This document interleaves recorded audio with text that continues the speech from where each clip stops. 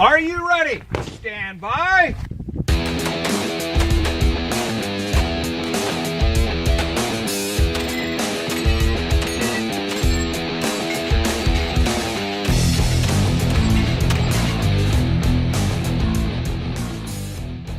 Welcome to the Three Gun Show. I'm your host, Tommy Thacker, and my guest here today is Dave Hartman. Dave, we're going to mix things up a little bit. So this is episode 100 of the Three Gun Show. So I'm going to take the role of the interviewer. Did I mix that? Yep. Get that right? Yeah. All right, so I'm going to be the interviewer, and I'm going to ask you some questions because you've been the guy out here that's been asking all these questions of everybody in the sport. And there's a lot of people wondering, where'd you come from? Right. How'd you get into this thing? How did you get this awesome job that everybody wants? So we'll cover that and get a little bit of background on why you chose this sport to run a podcast and chase a bunch of guys around the country and where you're at now and why you're doing some of the things you're doing. So we'll get right into it and give me a little bit of background. Who's Dave Hartman? Oh man, well, first of all, Tommy, thanks for doing this, man. I'm happy to be on your show. This this is exciting to be interviewed. Actually, it's funny, Tommy. We just wrapped up episode 99, so if people listen to these in order, they'll know that we just interviewed you. And we're sitting in the exact same spot. We got the exact same microphones on. And I'm just a little nervous. Like I got a little bit of butterflies. I can see the difference in your complexion. It's like, yeah, this is you don't like this side of the microphone for some reason, or you just not that you don't like it. It's just you're not used to being in that seat. No, I'm not used to being in the seat. And you can see me moving around a little bit more too. It's, oh crud. But a little bit of background on me. I'm Dave Hartman. I'm born and raised in Colorado. Spent 36 years there. Grew up in Arvada. Went to Colorado State. So Colorado boy through and through. Yeah. And this year I'm getting to see a lot of the country that I've never seen before and all kinds of beautiful stuff. So I have a background in marketing. That's what I went to school for. And then I took a couple swings here and there into industries that I really liked.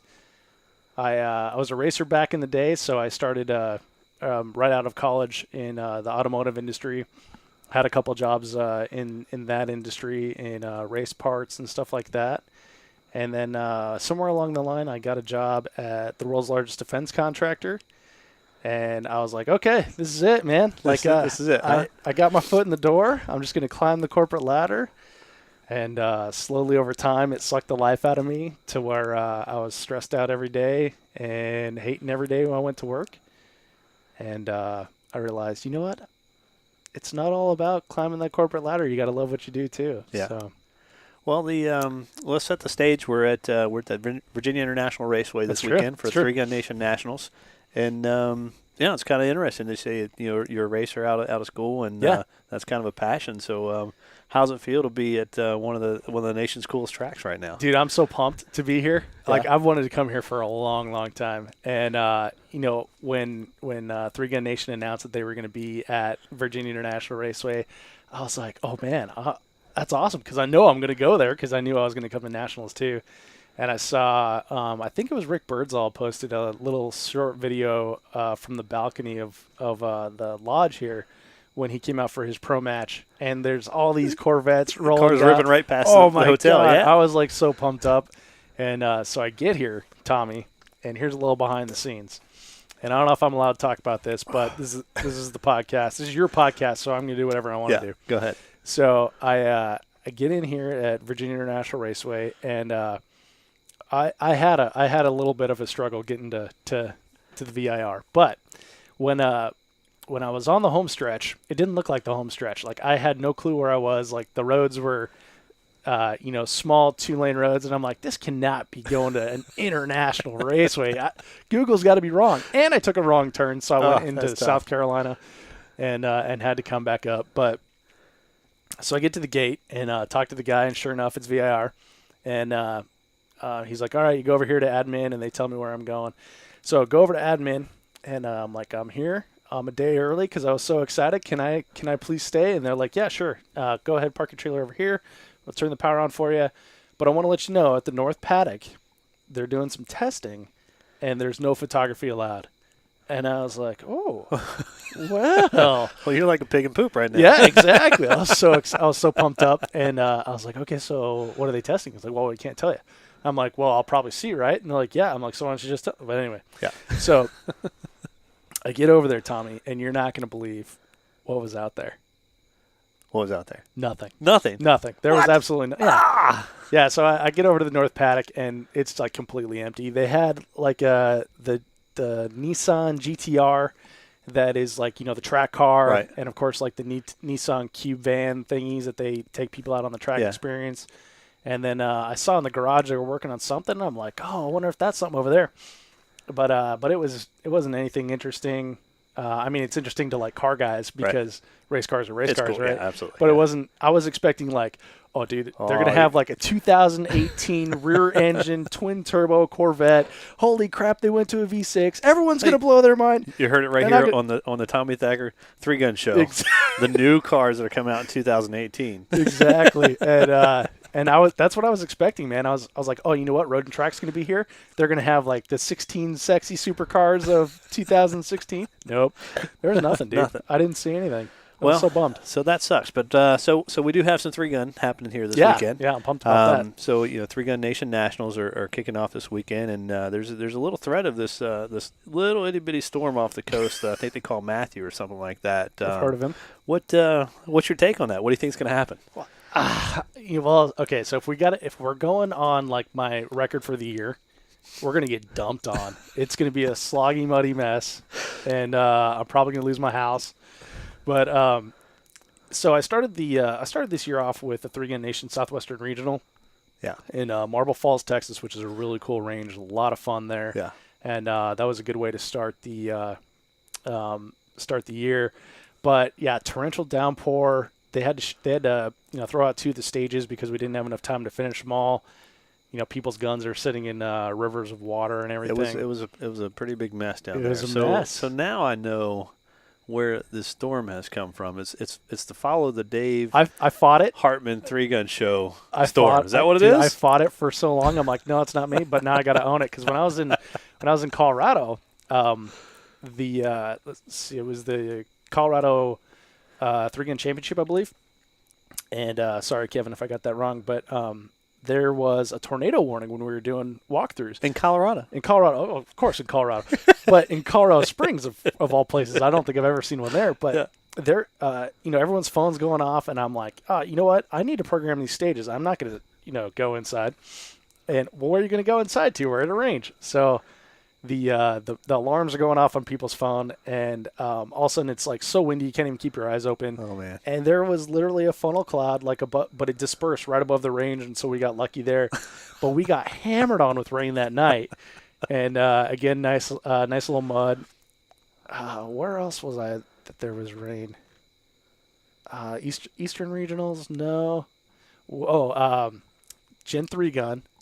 Yeah, Gen 3-Gun was a little sloppy. Yeah, dumped on. Yeah, we ankle deep mud. Yeah, I saw some videos from that, and then we shot together at Rocky Mountains. We were out there, and we got some crazy hail and stuff there. It got pretty cold. Yeah, that was a crazy one. One of the roads washed out, and there was a couple of cars that looked like they were going to get stuck and everything. So it's been pretty crazy. So a lot of rain. So Dave, let's set the tone and let our audience know a little bit more about what you got going on. So I take it that you weren't a 3-gun guy before you jumped into this 3-gun stuff. You had a little bit of experience. You shot a few matches, but nothing like traveling around shooting a bunch of big matches, right? Yeah. So I started shooting 3-gun.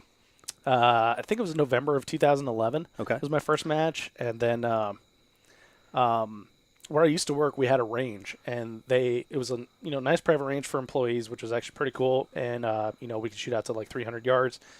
And we had a local 3-gun match run by a really cool guy. A lot of fun, and that was my exposure to 3-gun. Okay.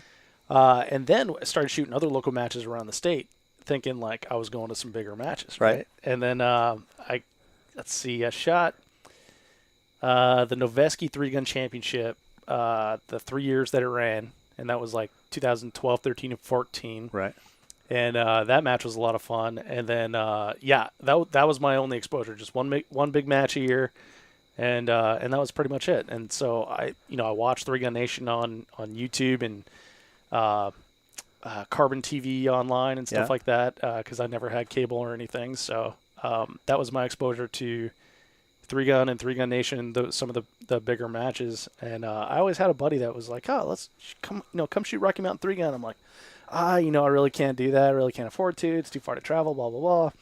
All kinds of excuses. All the excuses, right? All the excuses that we were talking about in the last exactly. episode. So all those excuses. So you're frustrated with work. You really don't like what you're doing. Yep. You got a passion for a new sport that you've taken on. You got the competitive edge, and one day you just kind of get this blue sky idea that you know what, people need to know more about this sport. Yeah. So I'm gonna jump out on a limb and start a podcast and just kind of start interviewing some people. Well, so. I tell you what it was, like in 2013, I think it was, James Casanova and Mark Pasamanik had a Black Friday class that they had for carbon arms, like intro to 3Gun.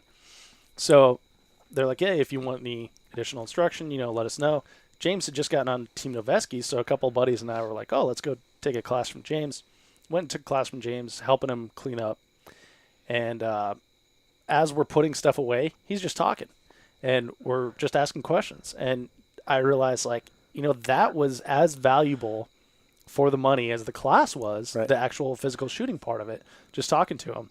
And we were driving home, and, we're like, if you could pick some of these guys' brain, blah, blah, blah. Didn't even think anything of it, right?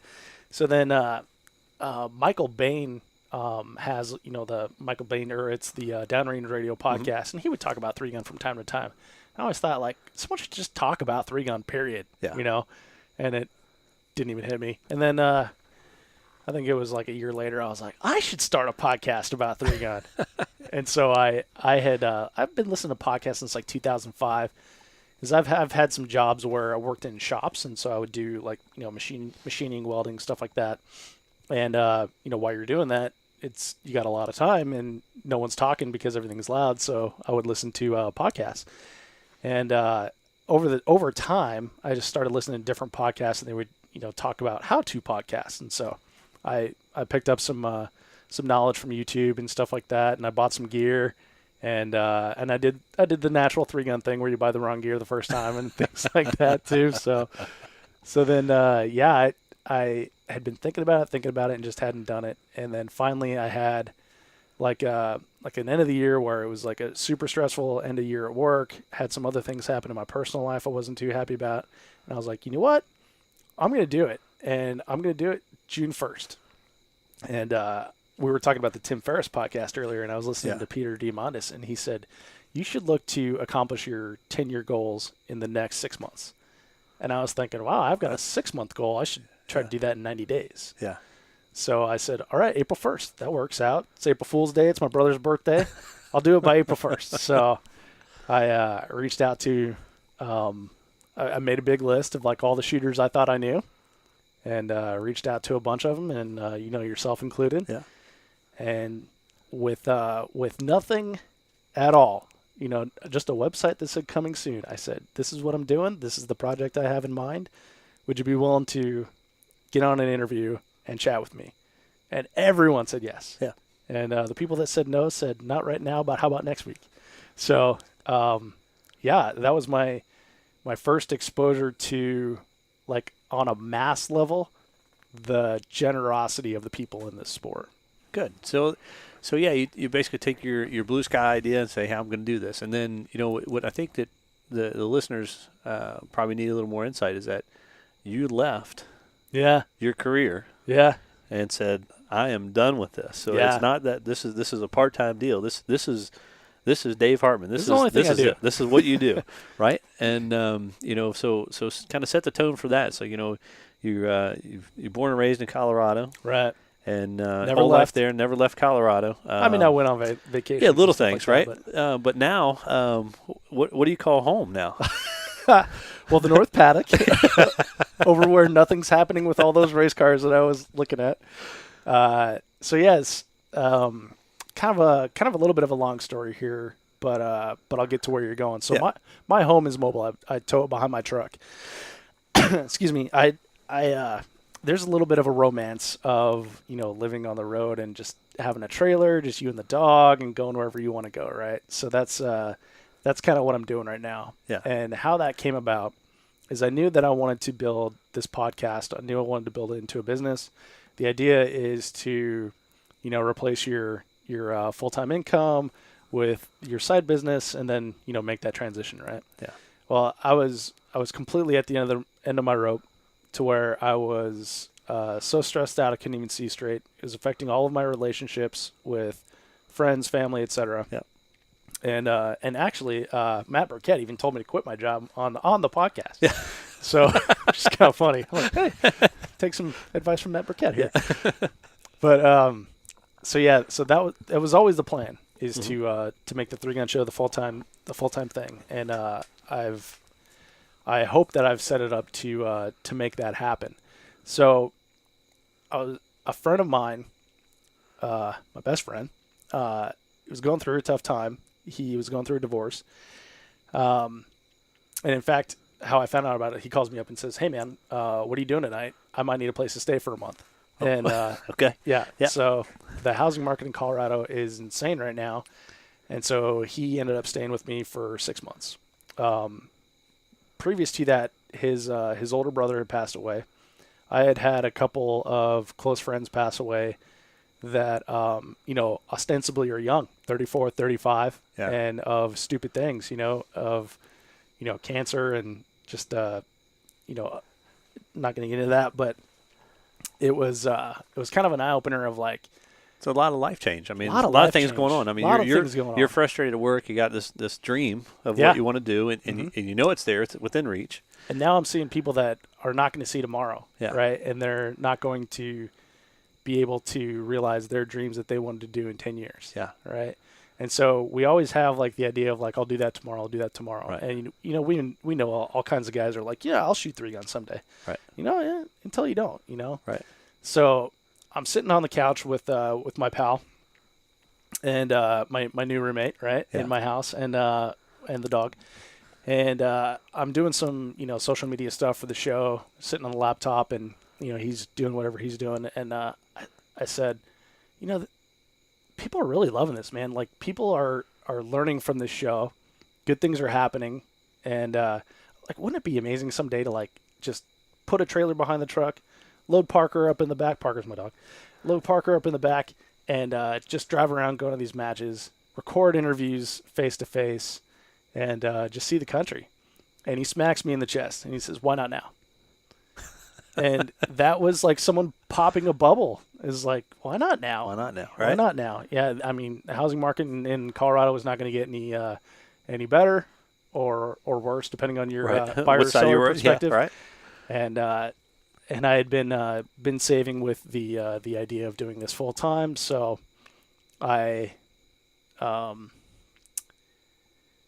I set a date and then got scared as hell, Yeah. and pushed it back a couple months. But yeah, that was really it, man. It was an unhappy where I'm at. I can see like a good future for what I'm building here, and again, the whole romance of like, I'm just gonna shirk off my corporate job. I'm gonna Yeah. wear sandals every day and Yeah. shorts, and go shoot 3-gun. So I think that's an important part. So you did what so many people were scared to do, and I'm saying not to jump out and do something crazy, but you had a plan, and obviously a pretty well written plan, whether it was recorded or not. You had a great idea what your roadmap looked like.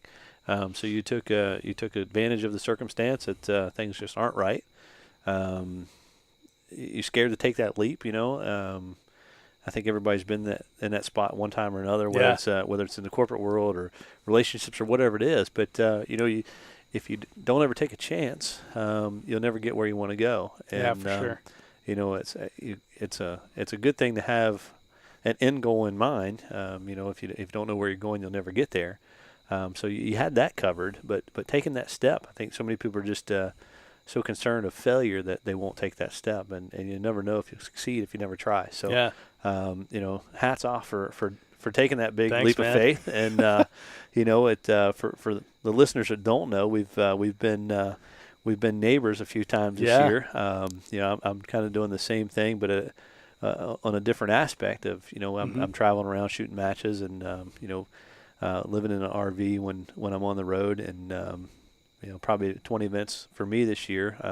Probably a lot more for you because you're nonstop. But life on the road is not as glorious as everybody seems it is, right? No. So we know that all too well. But I don't think the listeners really know what we go through and what we put ourselves through or our equipment through, to say the least. But you've had a interesting journey getting here to Virginia International Raceway. So it's to say the least. Yeah. I don't want to poke the bull too much, but let's go back a couple weeks and let's set up what should have been a pretty non-adventurous trip coming across, and I think we had planned to meet in my hometown out in Geneseo and have a relaxing evening, maybe recording an episode, and that never really happened. No, So didn't quite make it there, Tommy. Can you take us through the series of events that led up to us getting here tonight? No problem. And there's a lot of people that are going to shout, "I told you so" when I tell this, because everyone told me you should really get a newer vehicle to do this, and I was like, you know what, my truck is fine. I bought this 2000 Silverado, like 2009 or something like that. So I've had it. No, it was 2010. So I've had it for 6 years, and I bought it like super low mileage from a guy who, used it to as his second vehicle and towed a trailer with the family and stuff like that. So I'm like, nah, man, this thing's been great, super reliable. It could be totally good to go. So, I've had a couple mechanical issues along the way. Yeah. And, lost a heater core going over Monarch Pass in Colorado. That was, a couple grand hit on that one. Oh, and the other thing is I guess I left out the part where I sold almost everything I own or gave it away. Yeah. And the only possessions I have in my life are in the truck or in the trailer, right, or my dog. Yeah. Right. So that's it. That's right? it. That's life. Right. Yeah, exactly. So the truck going down is a significant thing. Yeah. So, when I was a Gen 3 gun, or no, let's back up. So I met a guy, named, Jason Hintz he's a listener of the show, and, he's actually been on the podcast as well. And, he is a shooter in Omaha, and he's, shoots with, Jacob and Lance and Nate and the guys. Okay. All those guys. And so he one time he sent me an email and signed it off as the fourth best shooter in Omaha, and cracked me up. And so that stuck in my head, and so it made me remember him. And then I saw him at a bunch of matches throughout the time. And so he sent me a message and said, "Why don't you come out to Omaha? I'm doing a little bird shoot on a Saturday, and then we're shooting our what we call the major Omaha match on a Sunday." I'm like, "Oh, that'd be great." So actually skipped the world shoot to go to that. Yeah. Went and shot some birds and shot that match on Sunday. So I talked one of my buddies I shot with in Colorado, who's actually from Sydney, into going out to Omaha to shoot the 3-gun match as well. He's got family in Omaha, so it worked out that way. And I was planning on switching RV spots. So hook up the trailer, tow it to the bird place, shoot some birds, shoot some sporting clays, have a good time, yuck it up and stuff like that. And then leaving, coordinate with my friend. He's not going to be back for a few hours. So get some lunch, take my dog to the park, run around the park for a while, get back in the truck, and we're getting going. And as I'm leaving the parking lot, there's a big clunk in the rear end. I'm like, oh, it didn't sound right. And so I start to proceed more, and it's like like I'm dragging my jacks. And anyone who has an RV knows. Yeah, that's not good. Yeah, it sounds like a scraping over asphalt. So I'm in the middle of this 2-lane road, and I'm now taking up both lanes because I was turning across it. And I get out and I look, and all my jacks are up. And I never put them down. Why would they be down? I look around, they're all up. And so I get back in, put it in drive, and it just goes zzz. Oh man. And just at that time, I'm like staring at the gear selector. It's like it's in drive, and I'm like, what do I do now?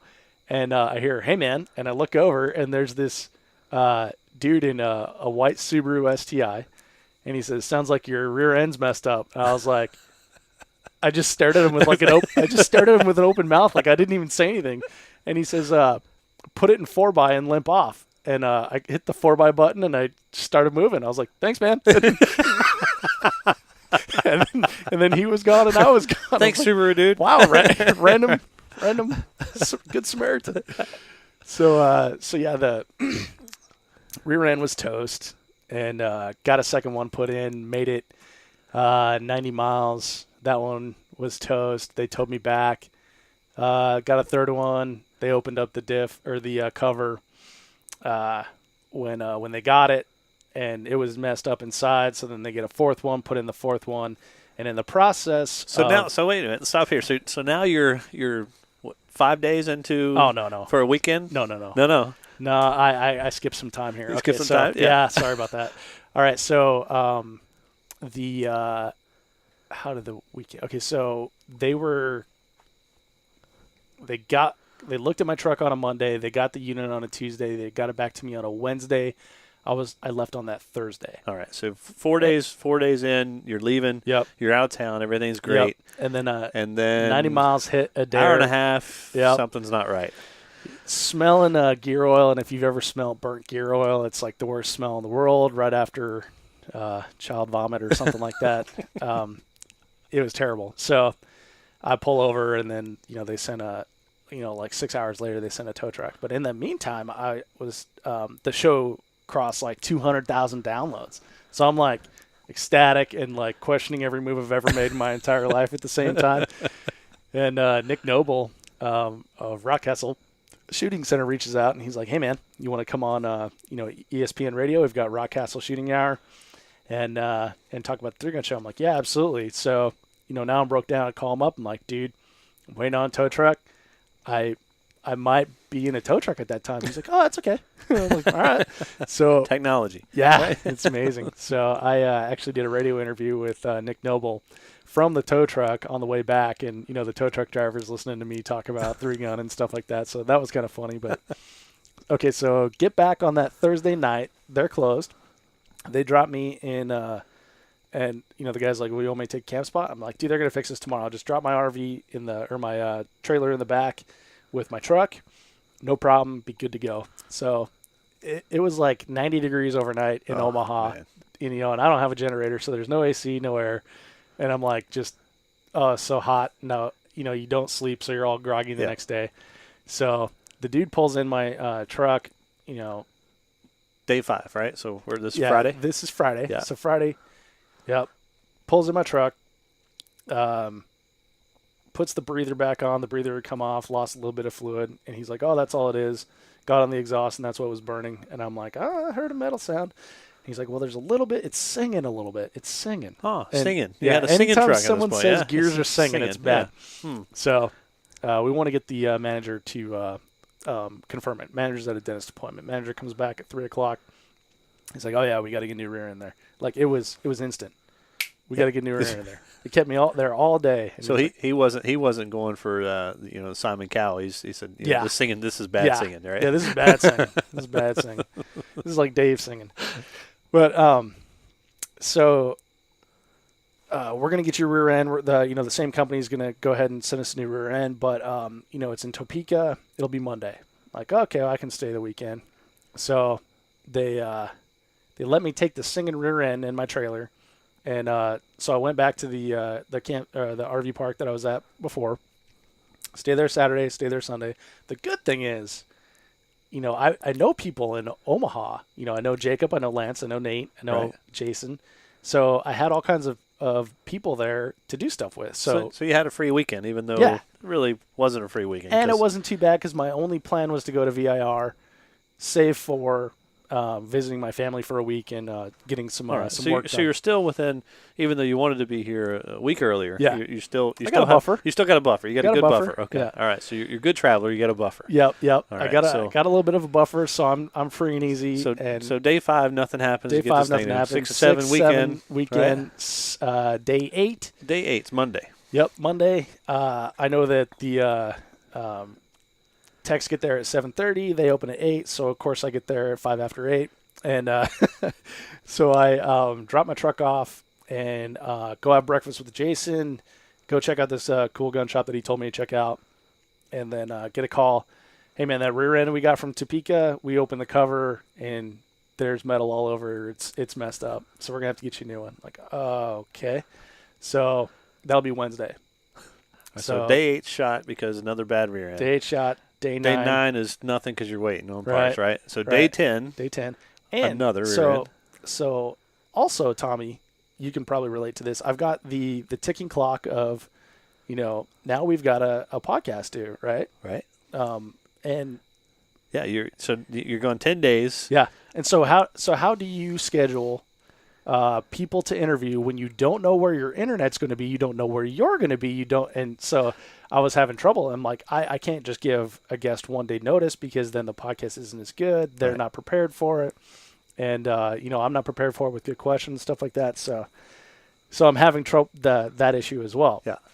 So, okay, what were we, 10? Or day 10. Day 10. So Wednesday, right? Yeah. So Wednesday, rear end's going to be coming in. I call them up like noon. Like, hey, is that rear end in? Hey, I was just getting back from lunch. Gonna call them. Okay.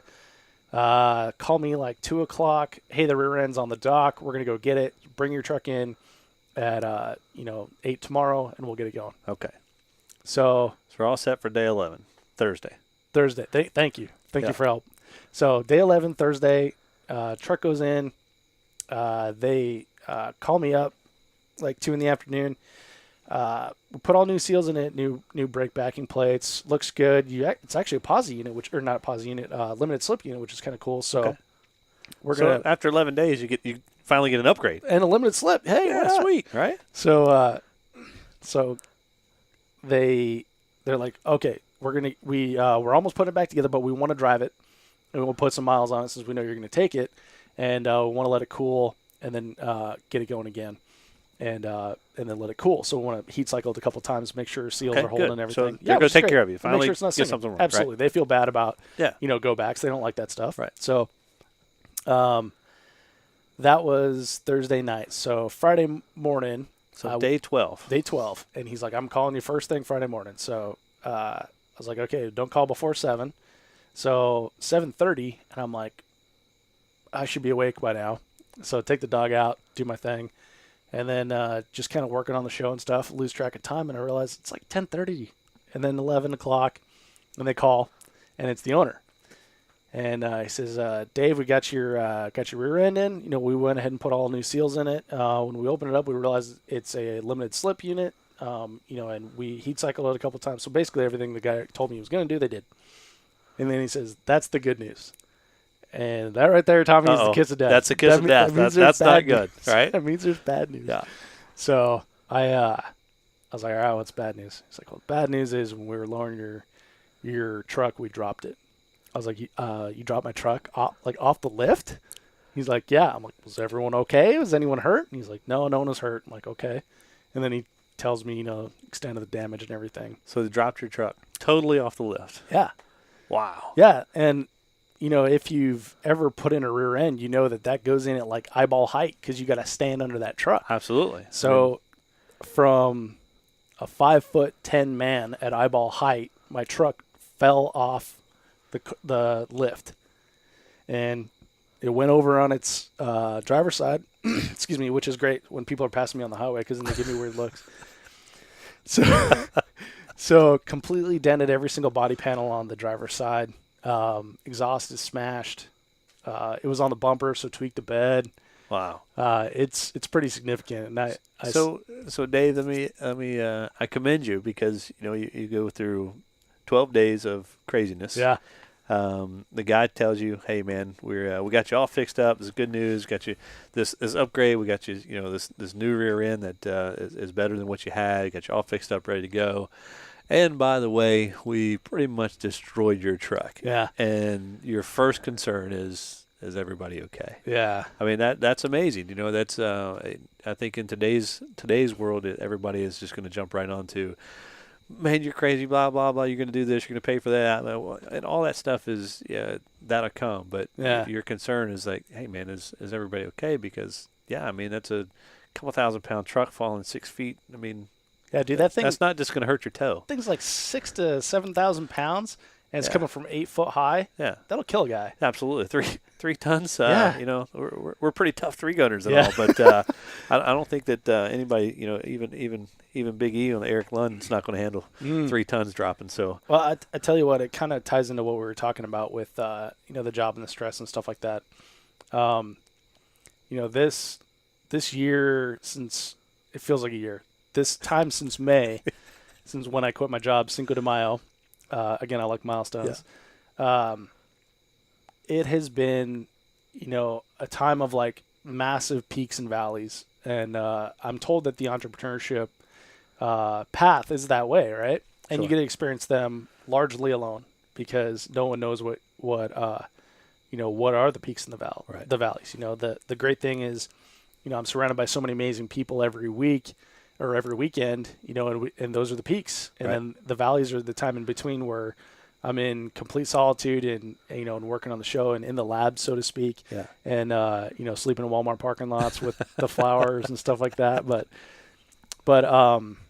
it's been so amazing, of all the uncertainty and everything, it's been so much fun. And I've had so little stress in my life compared to my last job when I worked in aerospace.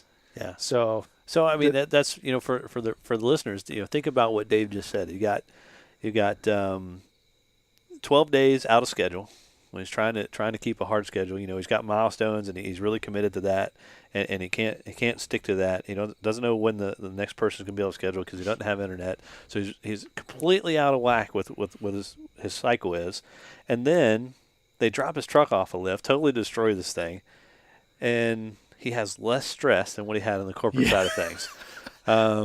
So that tells you that we as individuals put up with a lot more than we should with our daily lives because it's there's, you can relate to anything, but there's a few songs out there that, hey, live like there's no tomorrow. For sure. What are you going to do? What are you doing today? Because there might not be tomorrow. Yeah, absolutely. So being able to deal with the things you've dealt with in the past 2 weeks and sit here and smile. I mean, we're having a good time. We have since we caught up this afternoon. It's like, it's super relaxing.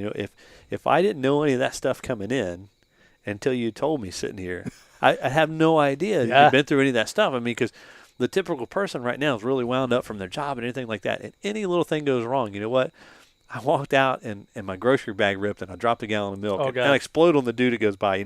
That happens so many times. But here we are, sitting in the middle of a field on the backside of Virginia International Raceway. It's just the two of us relaxing, talking about some things that are going on, knowing all this stuff has gone on crazy in this past 2 weeks, and it's just stress-free. Yeah, for sure.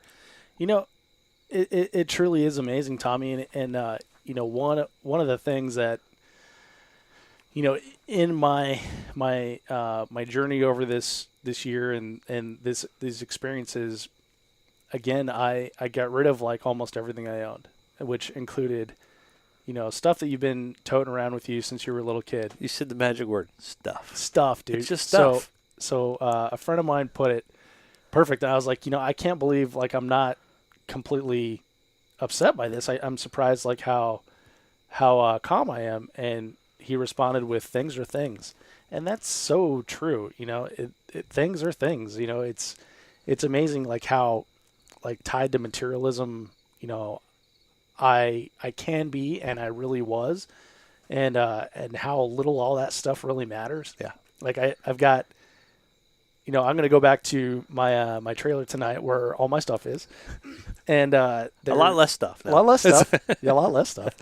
And there's this, 35-pound dog that's going to be like so freaking ecstatic to see me, you know. And you know, this weekend, Tommy, we're going to be out here with 300 competitors.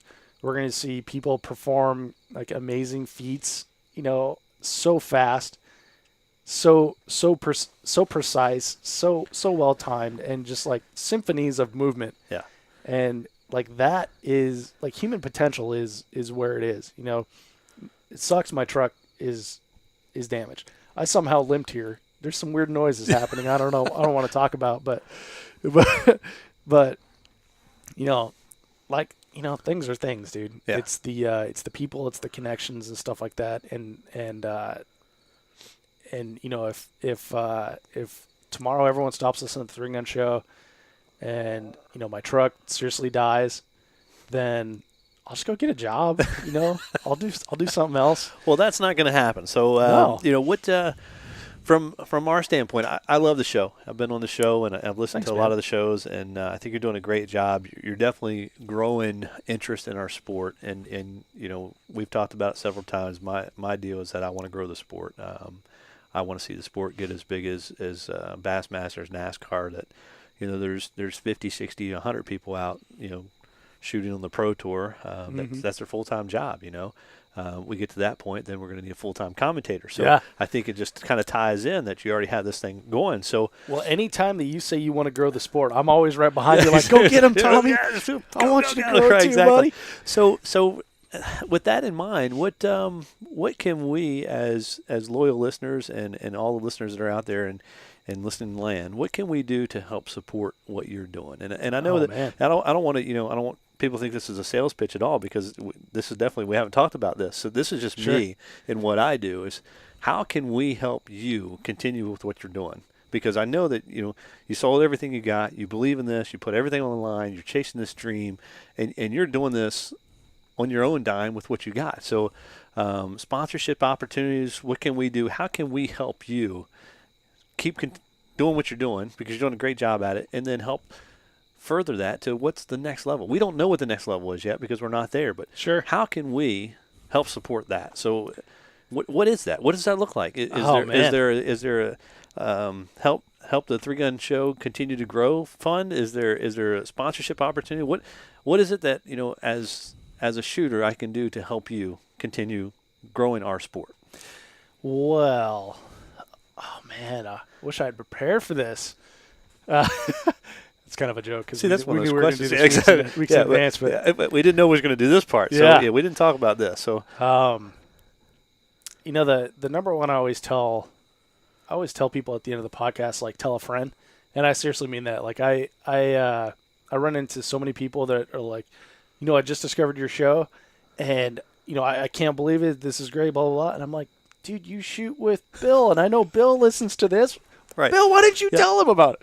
You know, that whole thing. So, number one, tell a friend. You know, if more people know about the show, more ears on the show, the information gets to them, right? Right. The other thing would be, you know, you can email me, dave@3gunshow.com, and let me know what you want to see. If you want me to take the show in a different direction, we get a lot of people saying, like, you know, Dave, you're almost there, but you're not quite on the mark. Let's pivot a little bit this way. You know, if enough people want to head that direction, we can do it. If there's topics you want to hear about, you know, I'm happy to take feedback and stuff like that. And I've had a lot of good success with following the listeners' requests, which has been a lot of fun so far.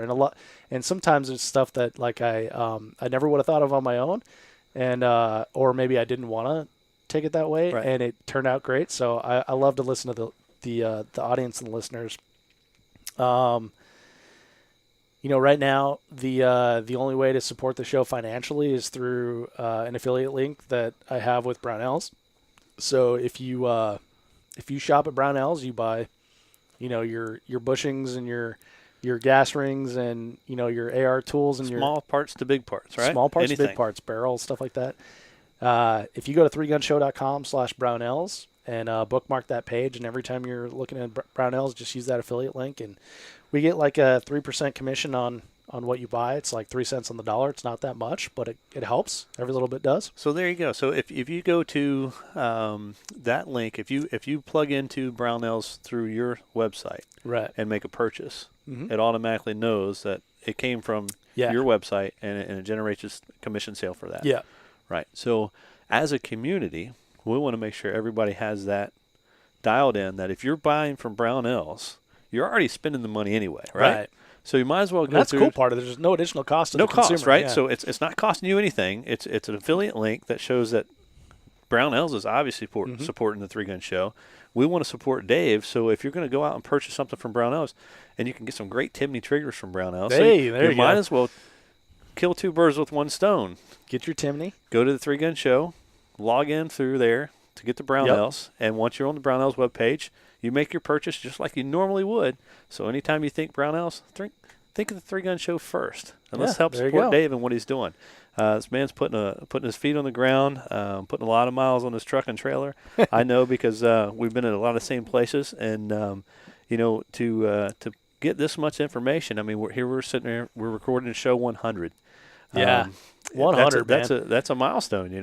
Talking about milestones and customer feedback, because everybody's listening is a customer. This is an idea that came from somebody. Say, what about Dave? What's going on with this guy? He's behind the scenes, right? That's exactly right. And so this is a good example of how I listen to my audience. This is going to sound kind of funny, but I'm a little shy, and I'm an introvert, and I don't like to be in the spotlight. So I put this off for a long time, but I figured like episode 100, enough people have asked about it, so we're going to do it. So and Tommy, I can see the smile on your face. You're probably thinking like, why would you start a podcast then if you're shy and an introvert? Well, let me tell you why. So I somehow have listened to podcasts since 2005. This is 2016, so 11 years of listening to podcasts. At the time, it was 10. And I listened to all these people doing these podcasts, grew to like know so much about them and their personal lives and everything, because every once in a while someone says like, oh, my dog Molly, my kid this, whatever. So so much about these people, and with the podcast, it's such an intimate connection because a lot of times you're in their earbuds, so you're in their ears, right? Right. So, but knowing all that, I somehow convinced myself that I could be the gray man, right? And that the guest was the featured person. Right, because you're behind the scenes. You're asking the questions. You get the setups. And you're. I want to use a TV term there, but your subject is who's on the hot seat. Yeah. So it's not you. I mean, so I can see where that's an easy transition, and I definitely can see that from where we started this interview to where you are now, you're back to Dave again. Yeah, that's yeah. good. You were definitely fidgety there and definitely out of the norm. But I think that we definitely have turned the corner. So again, I want to get back to that, and I don't want to harp on it, but. If you're going to purchase from Brownells, make sure you go through the Three Gun Show. I think that's an awesome link. It's a way that we can support Dave and what he's doing. If you're a three gun shooter, if you're just in the firearms industry at all, you more than likely are going to buy some type of component. So let's do that and support Dave in his efforts, because he's out there beating the sticks and bushes and trying to get more talent on the show so we can continue going with what we're doing. And he's bringing new ideas and concepts to the listeners, which is growing our sport, growing our industry, and all that's important for what we're doing. I mean, we're constantly under attack. We have the most controversial industry there is. Yeah. And we're not doing anything wrong. No. We're out here having fun. Surprisingly wholesome. Yeah, it's a family event. You go to every match and you see people from every age group out there, from every walk of life, and it's a sport that we need to take to the masses. And there's a lot of regurgitated misinformation, and we need to clear that up. So this show is very important to our livelihood and what we're doing. So anything we can do to help support you. I want to make sure that we push that and make sure everybody knows that's out there. So, well, thanks, Tommy. I'll push that on my fan page and make sure that everybody can see what's going on, and we'll continue to grow this thing. So, What is it that what is it? What's the next great idea? Because I know you're not done. No. You've got this idea. Hey, well, this is where we're going, and maybe the next big thing is not where we're going, but what's around the corner? What's coming? So, good question, man. So, I think I don't know if I'm going to be doing as much constant traveling next year. Maybe I think like home base might be on the horizon, and the reason for that is of course the show. So, you think, you're not working 40 hours a week. You've got enough time to do everything, but then you're traveling in between. So when I'm driving, I can't edit the show. When I'm at places, like a lot of times I don't have internet, so I can't upload the show. I can't do interviews. But the cool thing, about like doing these matches, like we'll probably walk away.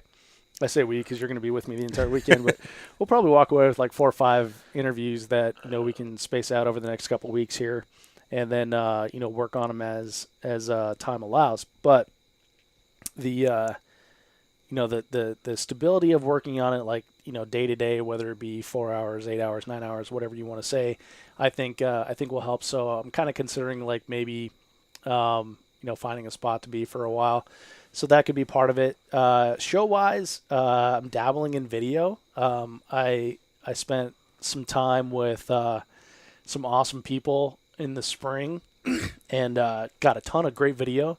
And I've been trying to edit that into something consumable for YouTube. Yeah. A lot of my listeners have said, we want to see more video. We want to see video. We want to see video. But I want to give good video, good quality, right? Yeah. So, with the podcast, there was like a learning curve in how to edit audio because I didn't have any sort of background in that or anything. So I just watched YouTube and figured that out. So I'm doing the same thing with editing video. Stuff's coming. It's going to be good. Yeah. Trust me. Long term, I'm going to keep doing the show because I like 3-Gun a lot. I like the people in 3-Gun. The 3-Gun show will, like big picture wise, if you think like what's 10 years, 5 years down the road, the 3-Gun show is going to be like a spoke in a hub that is what I like to call like Bill of Rights friendly material, and most people would say like Second Amendment friendly, but I like all the amendments. I think they're great. They're all important. They're all important, right? Yeah. So I would say that, and that could be like maybe another podcast on a different topic, but also touching on things in the civil rights arena, 2AA, whatever it is. YouTube channel, maybe expanding that a little bit. I've talked to other people about some other different projects that we're looking at, and eventually, listener out there, I'm going to sell you products. I don't know what it is yet. Last year we did a T-shirt that was wildly popular. We're going to do it again this year. And there could be like a whole apparel line, but the 3-Gun industry is small right now, so it'll probably appeal to more like a larger fan base in that arena. But there's a lot of great ideas that people come to me with. Yeah. And I always support ideas because there's so much unlimited potential in this world and in the people that we interact with. So it's interesting to see what like an idea can spark, because 2 years ago this was nothing, and then 2 years later we're sitting here inside the Timney trailer that was also nothing 2 years ago. That's exactly right. So yeah, I think that you've hit it right. Is that you got several different aspects of several different aspects there. So you got one idea spawns another, and we definitely have had some great conversations over this year that just kind of spitballing. Hey, I'm thinking about this, and here's some ideas, and go down that road, and then just like, oh, what about this? And it's not that it's not a one-up conversation at all. It's hey, let's grow this thing, and I think that's where you and I are a lot alike. That some people hold so many things close to their chest, and we talked about that with some of the business stuff. Is that they got this idea, and they may not ever do anything with this idea, so they just hold it close to their chest because it's their idea, and they think they might do something with it, but they're probably never going to, and they won't share that. For me, I got so many ideas that I've got to blurt them out because there's only so much room. I'm running out of RAM, and they don't make this processor anymore. So, I've got to figure out, hey, you know what? I probably won't do anything with it, so let me share it. Now, we talked about a few things that I'm probably going to do something about. I want to try to, and I think that's the biggest thing is sharing. So many people just don't share anymore. That what you share could be the spark. Oh yeah, that drives the next innovation. Absolutely. And how do we get people to share our love of this sport? And it is a love affair. I mean, you think about what you gave up and what you're doing. Me from the corporate side of things and what I was doing 10 months ago, what I'm doing now. Still in the same industry, but a lot more promotion now than what I was doing before. So, sure. Growing a brand now in a different direction. That proving that hey, we're a company that cares about our customers, cares about the sports that we're behind. You obviously have a podcast that's growing tremendously, and people want to hear what you have to say, what your guests have to say, and as we continue to grow that. How do we share that passion? Yeah. Or how do we get the people who we're already sharing it with to share it with the next person? How do you get that next person involved? And you said it, before. How do we support the show? We got to tell somebody, check this out. And I think that we know it's successful because everybody that finds out about the show is like, oh my gosh, there's 90 of those. There's 95. There's 100 now. We're talking about episode 100 right now. This is what we're doing. So. They've got 100 to catch up on. So, and the show has definitely evolved from episode 1. Yeah, for sure.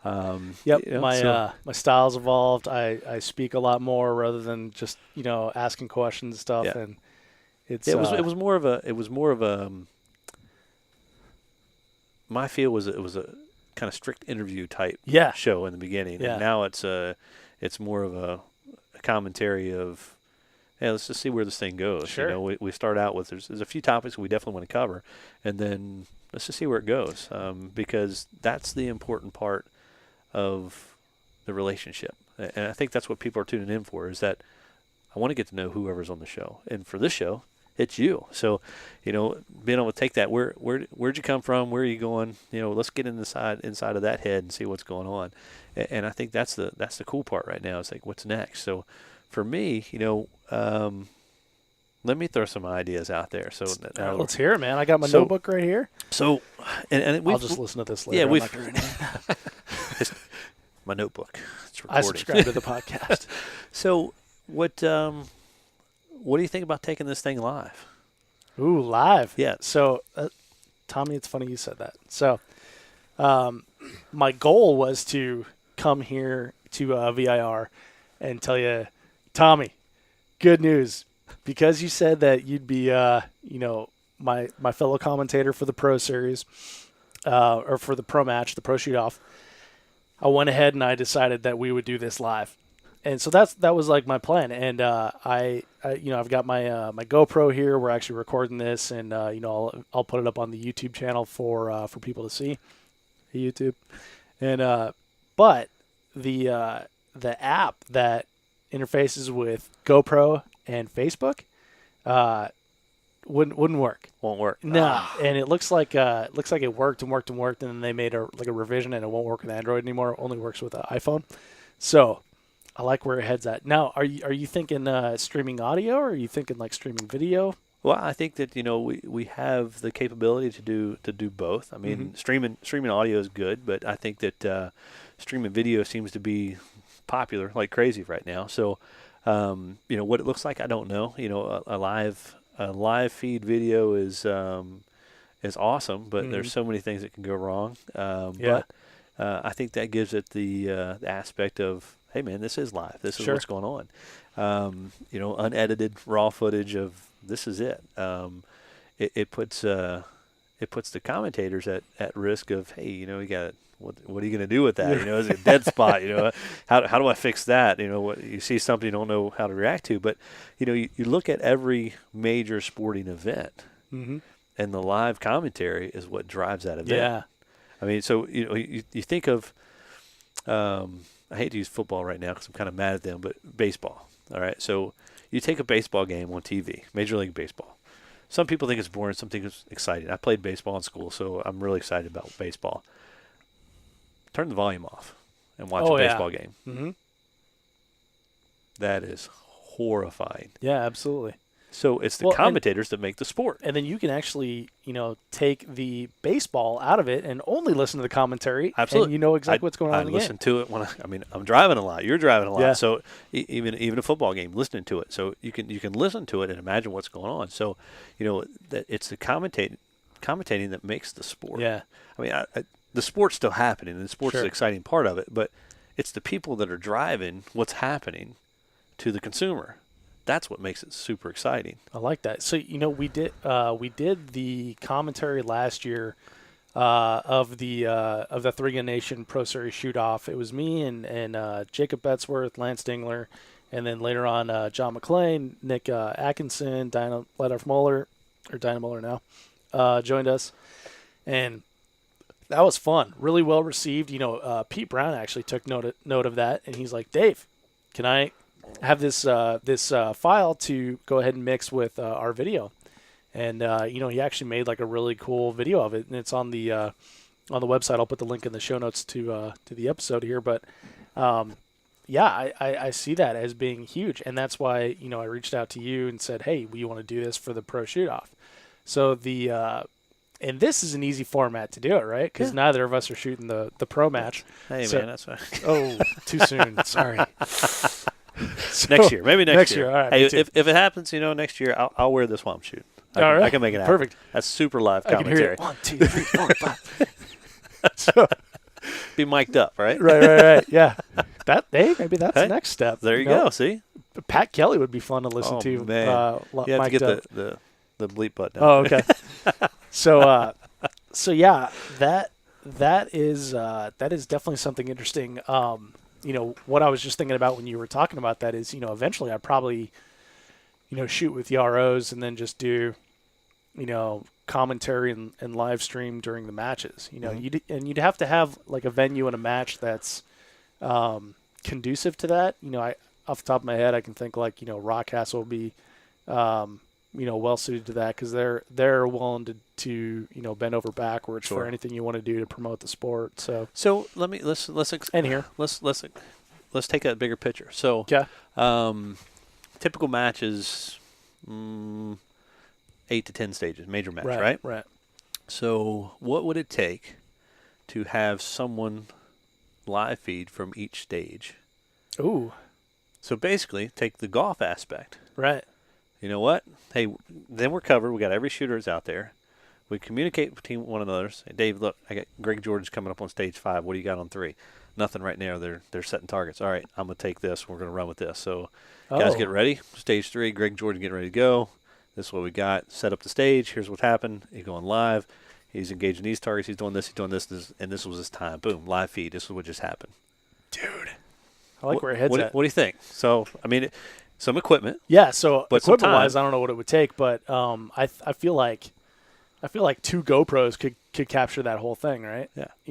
Or better cameras, whatever you want to so, use. So that's what I think that's – so let's toss it out to the listeners of this show and say, hey, guys, what do you think? Would you tune into that? Would you tune into – you know what? We're going to Rockcastle for this weekend. We got the shooting is Friday, Saturday, and Sunday.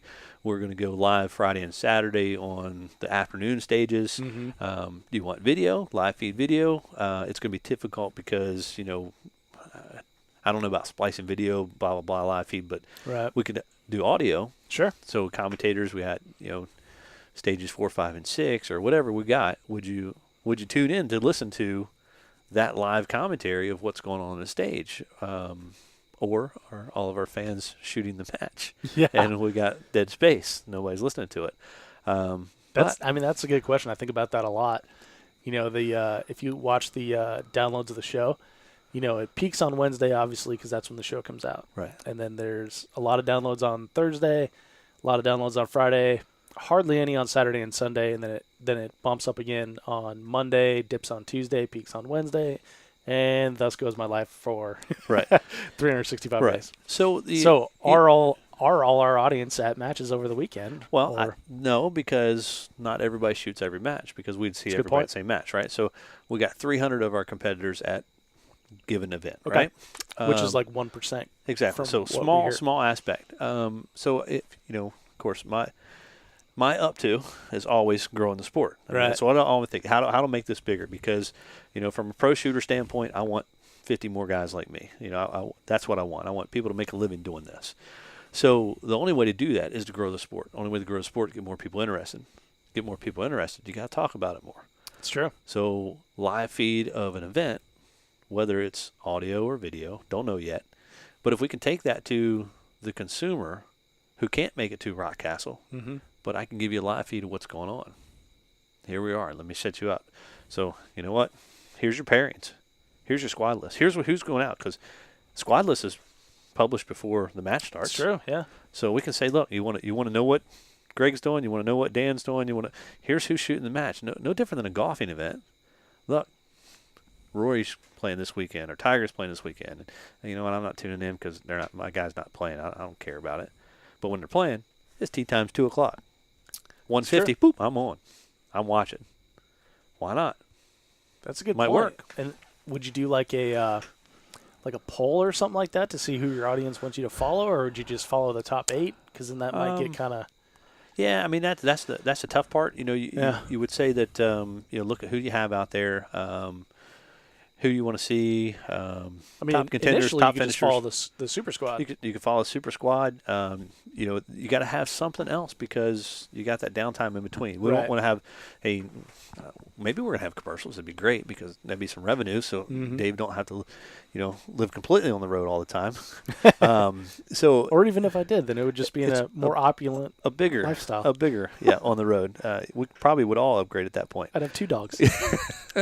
So you have to have something to switch back and forth. Right. So you got to have that downtime, because you want to have something always going on. So you got some stages that are 30-second stages and take 30 seconds to reset. You got some stages 2 minutes and take 5 minutes to reset. So you got a lot of downtime, but you can recap what's going on, or you can switch to stage 5.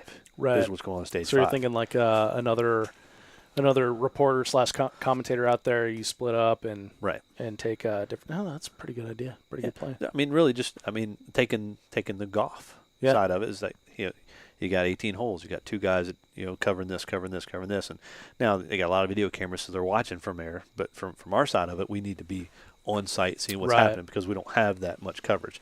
Then we get a bunch of drones flying out there. We can sit in the command center now we're and do talking. it. Timney Mobile Command Center now is big gold drone. Yeah, how about that? So we're thinking. Yeah. So and then maybe in the middle you could grab Mr. Shooter.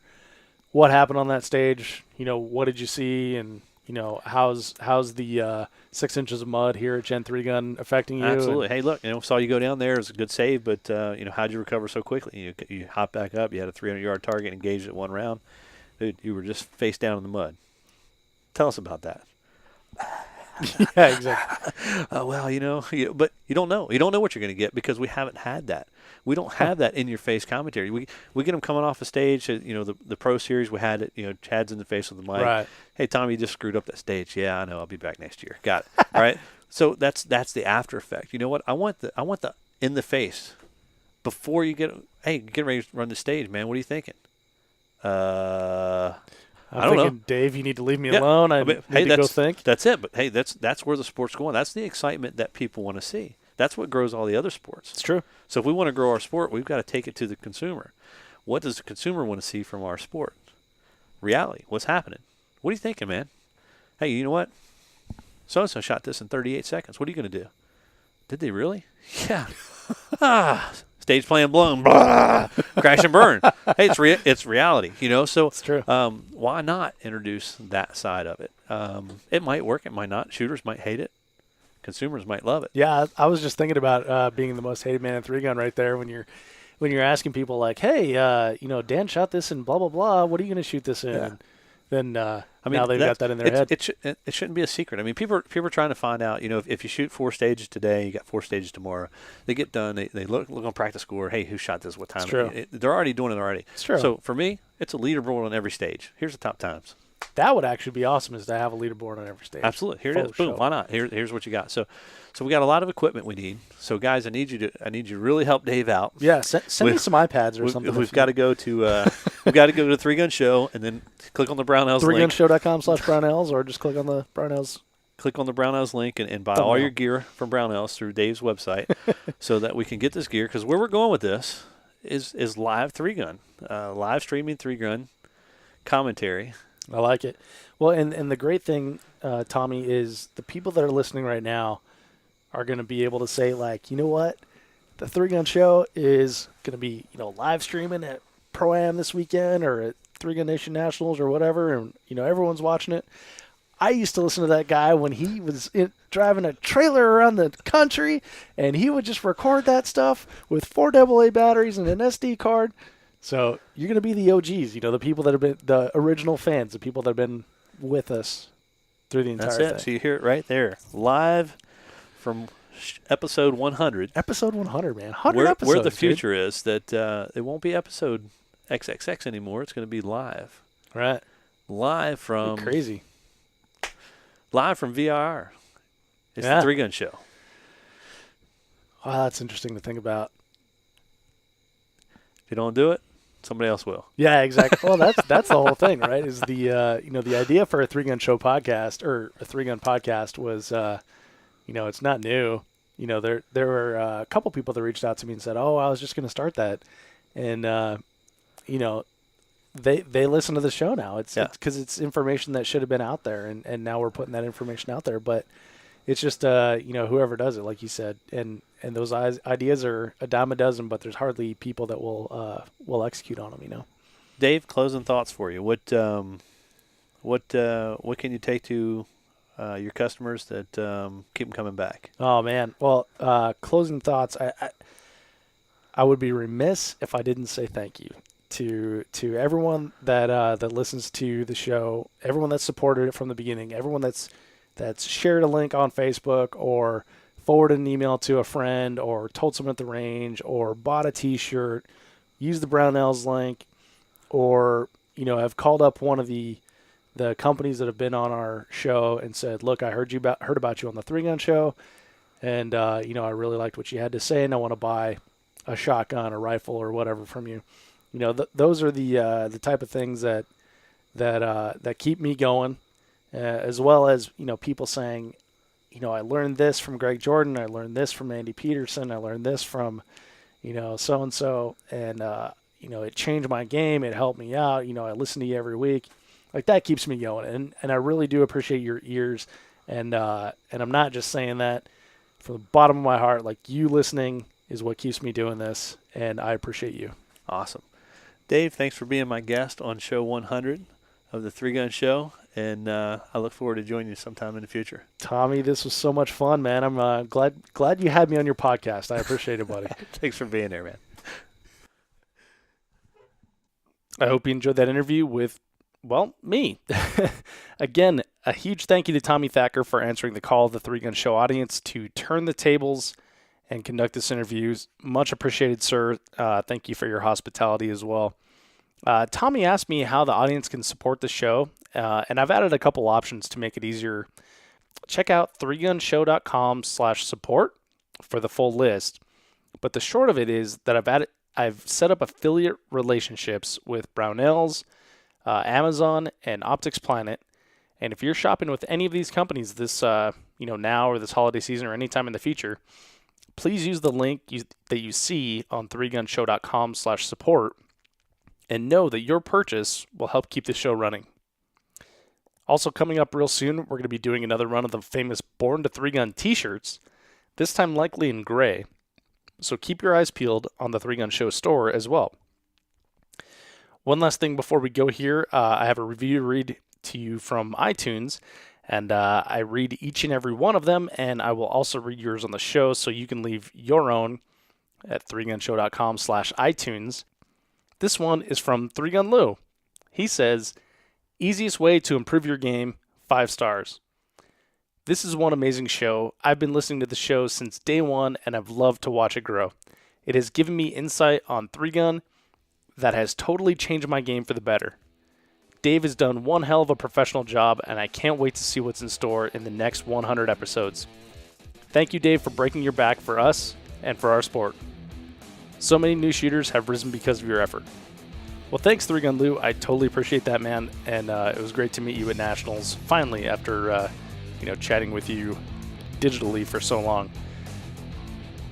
So you, the audience, thank you for 100 episodes. Thank you for giving me your ears this entire time.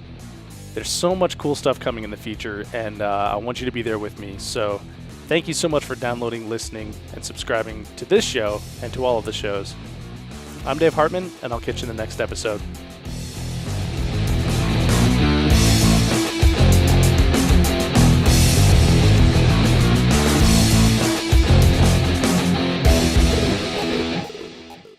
If you are finished, unload, show clear.